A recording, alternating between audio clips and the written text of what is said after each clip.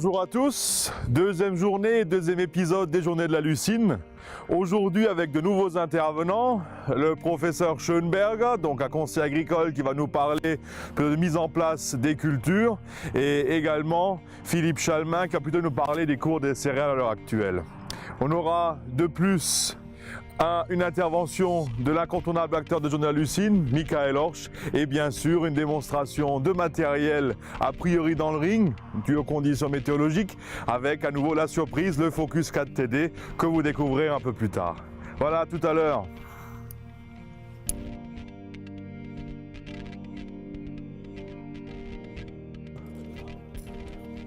Stellen wir uns hier hin.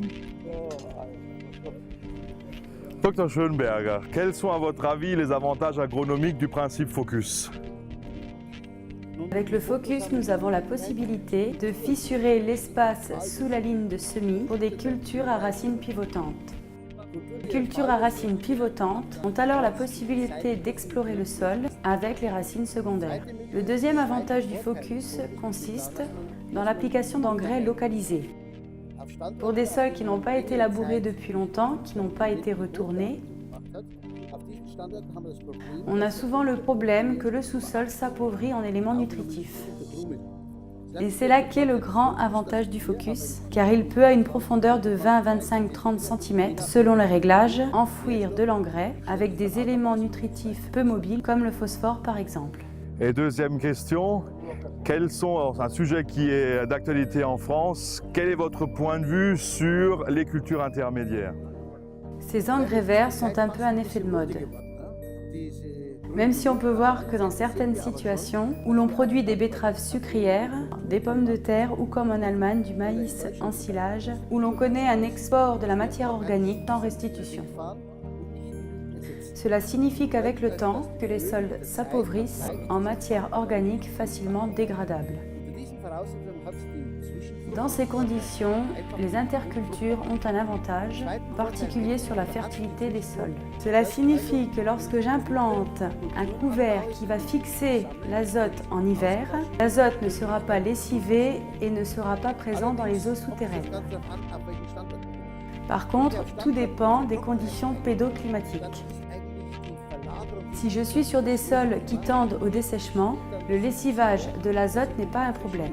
Dans ce cas, il y a plutôt un risque de gaspiller l'eau nécessaire à l'établissement du couvert. Ok, vielen Dank, merci beaucoup. Et donc, on se retrouvera après la conférence de M. Chalmin pour l'interview du deuxième intervenant.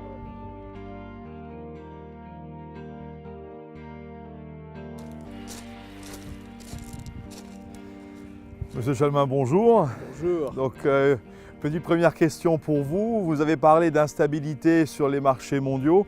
Dans quelle mesure est-ce que ça aura un impact sur les structures agricoles françaises? Elles devront de toute manière s'habituer à ce que, plutôt que d'avoir un prix d'intervention qui était pratiquement garanti d'année après année, à vivre cette incertitude, d'avoir des prix qui, comme sur les dernières campagnes, pour le blé, se sont baladés au maximum entre 120 et 280 € la tonne. On retrouve au fond la vieille histoire de la Bible, les années de vaches grasses, les années de vaches maigres. Et une deuxième question, vous avez parlé un peu d'émergence de pays qui auront des besoins en ressources alimentaires croissantes. Pensez-vous qu'à ce moment-là, il y aura des flux plus importants entre différents acteurs au niveau mondial? Certainement. Ce qui est marquant cette année, par exemple, c'est l'émergence de la Chine comme premier importateur mondial de blé. C'est peut-être un peu exceptionnel, comme importateur structurel en maïs, premier importateur mondial de soja aussi. Mais derrière la Chine, il y a un certain nombre d'autres pays asiatiques dont on sait qu'ils ne pourront pas maintenir leur autosuffisance. Et de ce point de vue-là, il est clair que l'Europe a tout à fait sa place pour un certain nombre de productions sur le marché mondial. Donc également pour l'Afrique, qui est un de nos voisins directs en fin de compte. Alors pour l'Afrique, la chose est probablement différente parce que c'est sur l'Afrique que se situe, je dirais, le défi majeur, puisque c'est là que va se passer l'essentiel de la croissance démographique mondiale. Je rêve pour la plupart des pays africains qu'ils puissent mettre en place ce que nous avons connu en Europe dans les années 60 avec la politique agricole commune. Voilà, merci beaucoup pour ces réponses. Et je vous propose de se retrouver donc dans quelques instants au niveau du lieu du déjeuner pour une interview de Michael Horsch. Voilà, à tout de suite.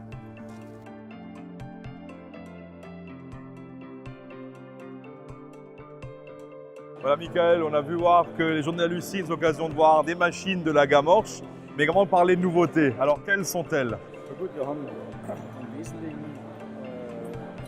Nous avons d'une part un certain nombre d'évolutions comme chaque année.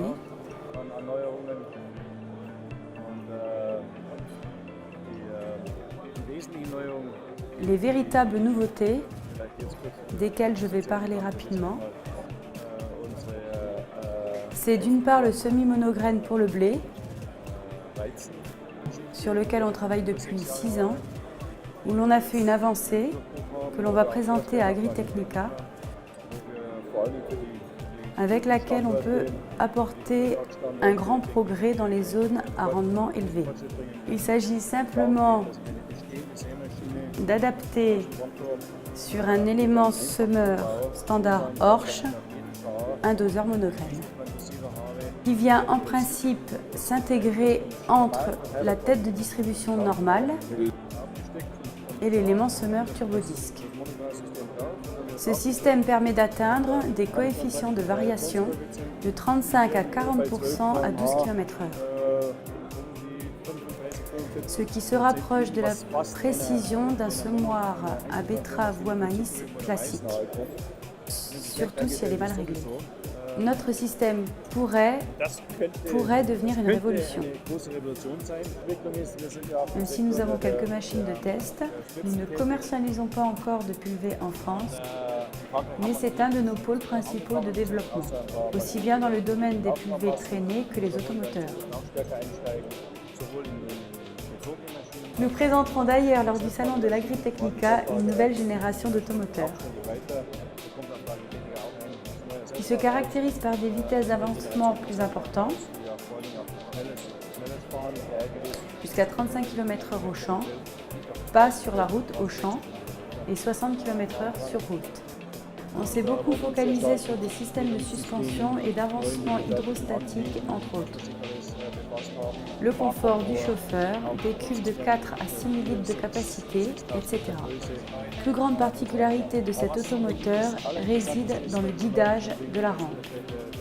On a un guidage de rampe qui va révolutionner le marché de la pulvérisation. On en est convaincu car nous avons beaucoup d'expérience avec cette machine sur nos propres exploitations. Cela ouvre une nouvelle dimension dans la technologie de pulvérisation. Notre objectif est le suivant. J'ai dit il y a 6 ans, en tant qu'agriculteur et non en tant que constructeur, que je voulais une rampe qui travaille à 35 cm du couvert. Et ce, à 30-35 km/h dans toutes les conditions, avec une gestion totalement automatisée de la rampe. Je veux une buse à 80 degrés tous les 25 cm pour générer une grande quantité de gouttelettes de 200 micromètres qui vont pénétrer le couvert et éviter d'avoir le problème d'avoir des buses à 110 degrés qui produisent une grande quantité de gouttelettes trop fines qui n'atteignent jamais leur cible. Ce qu'il faut retenir, c'est que c'est une logique complètement nouvelle qui génère beaucoup d'euphorie par les possibilités qu'elle offre. Voilà, merci beaucoup pour ces petites implications techniques. Donc moi je vous propose de se retrouver après le déjeuner pour la suite du programme et une démonstration, on l'espère, au champ aujourd'hui. Voilà, à tout à l'heure.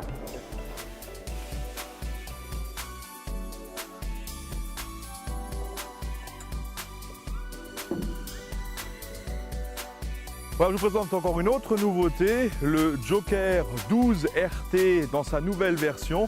Donc c'est un déchaumeur à disque indépendant avec une largeur de travail de 12 mètres qui a un petit frère, donc une machine de 10 mètres de largeur de travail qui reprend le concept des disques indépendants de 52 cm de diamètre qu'on connaît sur les gammes Joker RT. La particularité de l'outil, c'est son repliage simple et rapide de 12 mètres de largeur de travail à 3 mètres de transport sur route.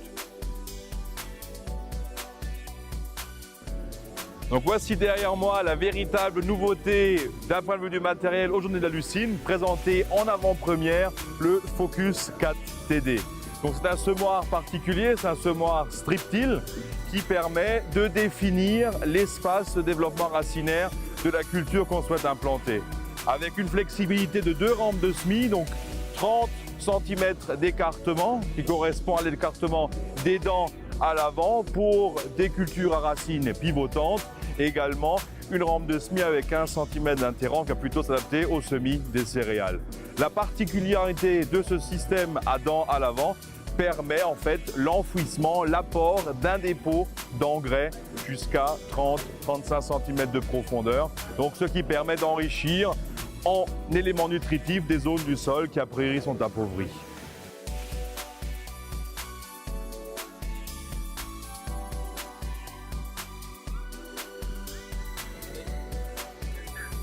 C'est avec la présentation de notre nouveauté, le Focus 4 TD, que s'achève la deuxième journée des Journées de la Lucine et ainsi notre deuxième épisode. C'était des journées qui étaient pour nous un événement fort avec beaucoup d'informations intéressantes, des nouveautés, des émotions.